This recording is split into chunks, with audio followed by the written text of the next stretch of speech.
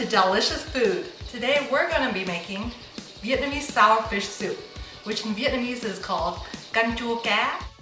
The ingredients you're going to need are the following.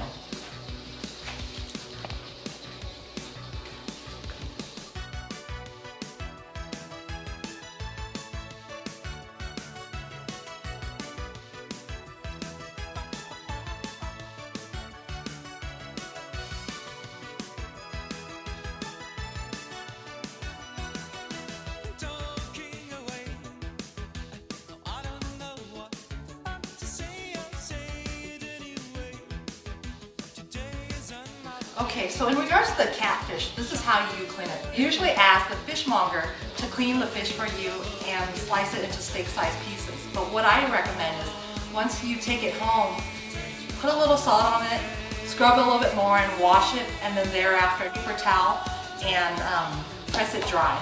Okay? And then in regards to the taro root stems, it actually comes in different lengths. But what you're going to do is you're going to peel the thin outer layer. And it's pretty easy to do. You just take a little knife and you peel out the thin layer. And you're going to do that for the whole taro root. So pretty much you're just taking the thin outer layer of the taro root out. And the reason why you have to take that out is because it's kind of tough if you put it into the soup. And if you've never experienced taro root, what it is it's pretty much like a spongy stalk. And the reason why it's great in the sour soup is because it's so spongy that it soaks up the flavor of the tamarind and everything.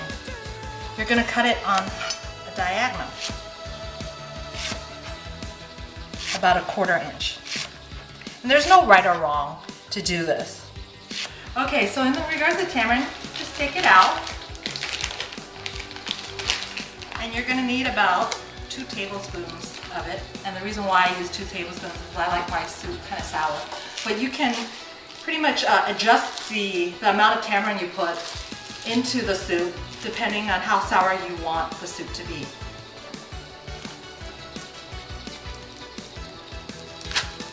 You pretty much put it in some warm water or hot water and you smush it and let it dissolve.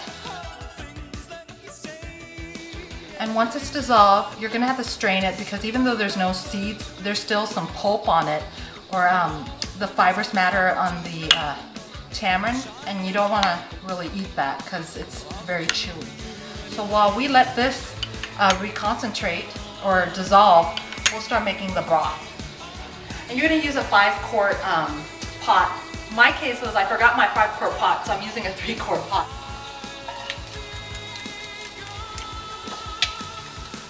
And usually for Vietnamese dishes and Asian dishes, what you do to enhance the protein is you always start off with some sort of fragrant, aromatic garlic or onion to enhance the smell of the protein. So what you're going to do is you're going to slightly saute the onion and garlic. And thereafter, you're going to add your fish fillet. And this recipe is about a serving for 4 people. What you're going to do is you're going to, for every, like about a minute on each side, and then you're going to flip the fish.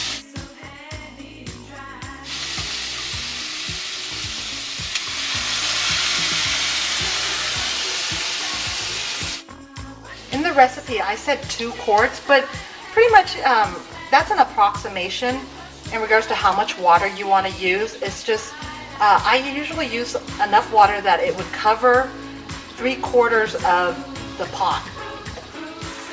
The next thing you're going to use is you're going to use the dissolved tamarind that you strained, and you're going to put it into the pot. So here we go. Here's the tamarind.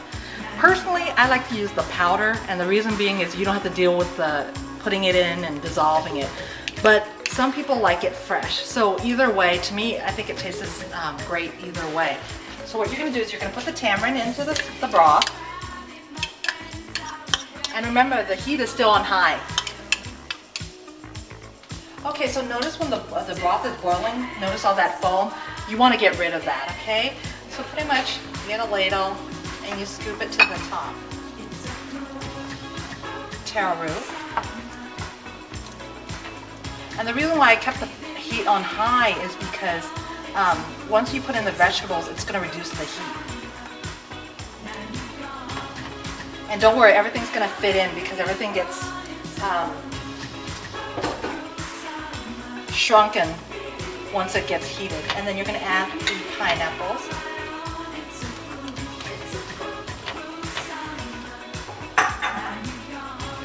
And then the chopped okra.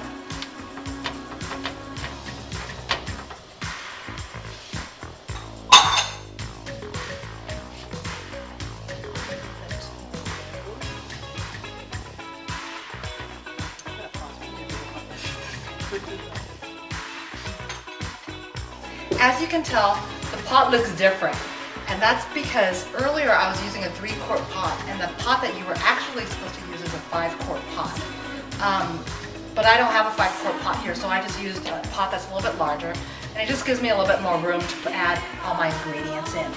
Okay. Once you add in the taro root and the okra and the pineapples, this is the best time to start adding in the fish sauce. And the purpose is, once it starts boiling, the fish and the okra and all the vegetables are going to absorb the fish sauce in. So this is when we're going to add in the fish sauce. Okay, and bear in mind that when I put the measurements in regards to the fish sauce and the sugar, it's approximation.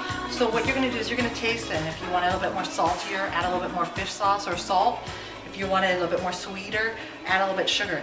The taste, it's supposed to be salty, sweet, and sour at the same time. So I'm going to add 2 tablespoons of fish sauce. And then I'm going to add 1 teaspoon of sugar. And a lot of people say, hey, you know, why are you making a savory dish and you're adding sugar? The sugar actually enhances the flavor of savory dishes. Just like when you add a pinch of salt to like a baked good. And then you're going to do a teaspoon of sugar.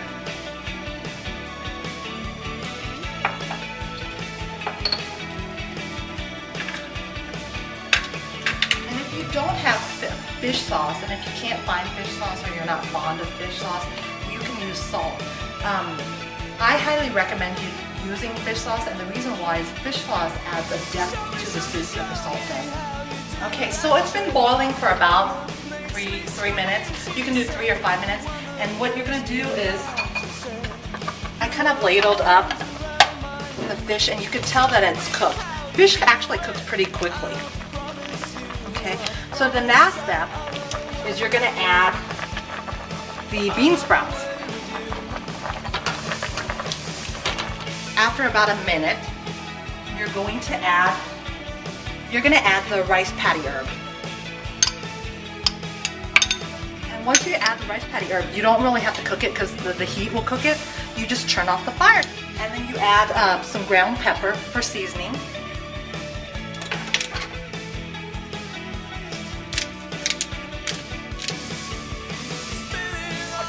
You pretty much ladle this out. And when you ladle this out, you got to be careful with the fish because if you scoop it too hard, the fish is going to break. So let's make sure that we get a little bit of everything.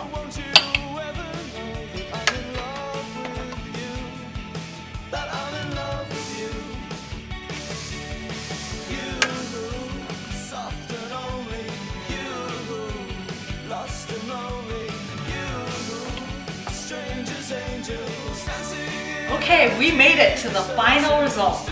Now what you should do is you should eat this with white rice.